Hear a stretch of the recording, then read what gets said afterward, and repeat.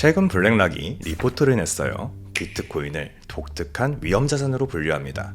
이 보고서의 결론은 상당히 재밌습니다. 자산의 일부분을 비트코인으로 담으면 변동성과 위험은 조금만 높아지지만 수익률은 훨씬 올라간다는 거죠. 오늘 영상에서는 블랙락과 아크 인베스트먼트의 비트코인 리포트를 살펴보면서 비트코인을 얼마나 어떻게 매수해야 하는지 알려드리겠습니다.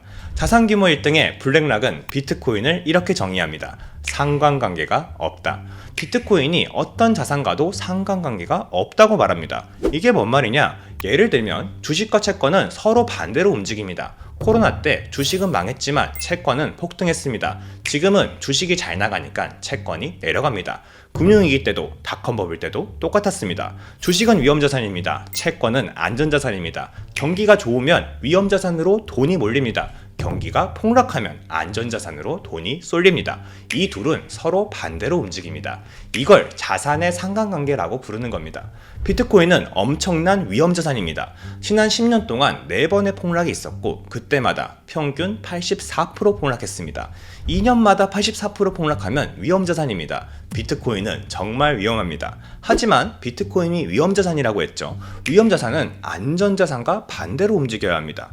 비트코인은 이상하게 안전자산이고 위험자산이고 전혀 상관없이 지 혼자 따로 놉니다. 독고다이라는 거죠. S&P 500이랑도 따로 움직입니다. 금이랑도 따로 움직입니다. 석유, 채권, 신흥국, 심지어 테슬라까지 넣어봐도 전혀 상관관계가 성립하지 않습니다. 하지만 재밌는 점은 이 멋대로 날뛰는 비트코인을 딱 5%만 포트폴리오에 첨가했을 때 수익률이 2배나 오른다는 겁니다. 변동성, 그러니까 위험은 13%에서 16%로 3%만 증가합니다. 위험은 3%만 증가하고 수익률은 200% 증가합니다. 비트코인이 상관관계가 없는 독특한 위험자산이기 때문입니다. 블랙락의 요지는 간단합니다. 비트코인은 지 멋대로 날뛰니까 포트폴리오에 조금만 섞으면 안전자산과 위험자산을 동시에 해칭하면서 오히려 적은 위험으로 더 많은 수익률을 기대할 수 있다는 거죠. 캐시우드 누나가 이끄는 아크 인베스트먼트도 똑같은 이야기를 합니다. 비트코인은 상관관계가 없는 이상한 자산이다. 주식, 나스닥, 금, 채권 뭘 갖다 놔도 하나도 일치하지 않습니다. 하지만 비트코인의 장기 수익률은 어떤 자산보다도 월등히 우월합니다. 600배, 500배, 100배, 21배 올랐습니다. 간단히 말하면 위아래로 엄청 요동치는데 결과적으로는 올랐다는 거죠. 특히 장기 투자를 하면 딱 2년만 투자해도 연평균 수익률 29%가 나옵니다. 캐시우드도 블랙락과 같은 말을 하는 겁니다. 조금만 넣으면 적은 위험으로 큰 수익이 가능하다는 거죠. 근데 캐시우드 누나는 원래 비트코인 가자입니다. 이 보고서도 2020년 9월에 나온 겁니다. 이 사람은 언제나 롱을 외칩니다. 진짜 중요한 건 캐시우드가 아니라 블랙락이 세계 최대 규모의 자산운용사가 2024년 9월 4년 만에 캐시우드와 같은 의견을 냈다는 겁니다. 블랙락은 세계 최대 규모의 자산운용사입니다. 1경 5천조 원을 관리합니다.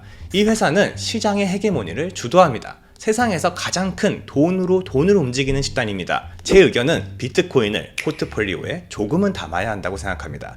블랙락이 사실상 콜을 던졌습니다. 비트코인은 자기 멋대로 날뛰는 위험자산이고 이게 오히려 장점으로 작용해서 포트폴리오에 소량 넣었을 때 작은 위험으로 큰 수익률을 줄 수 있다는 거죠.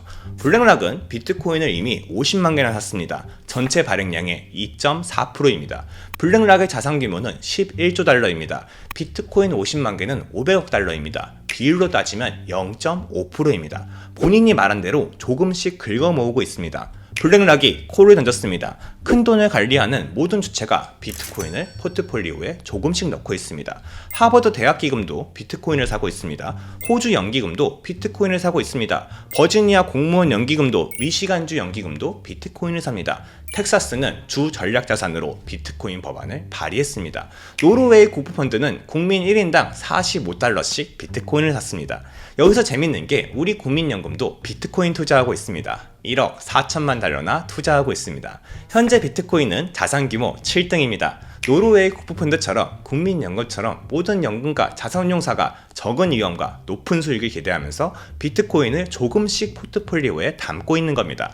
다시 한번 말씀드리지만 비트코인은 정말 위험한 자산입니다. 2년마다 80% 폭락을 견뎌야 합니다. 그래서 3%만 편입시키는 겁니다. 3% 정도면 80% 폭락은 견딜만 합니다. 다 없어져도 마이너스 3%입니다. 견디고 나면 600배, 500배, 100배, 21배가 올랐습니다. 10배만 올라도 플러스 30%입니다. 아주 간단한 논리입니다. 변동성은 크지만 장기적으로 크게 우상향한다면 포트폴리오에 조금은 담는 게 합리적이라는 거죠. 결국 수익률과 위험성을 현명하게 저울질하는 블랙락의 전략을 배워야 한다는 겁니다. 오늘 영상 여기까지입니다. 재밌고 유익하셨다면 구독, 좋아요, 댓글 부탁드립니다. 감사합니다.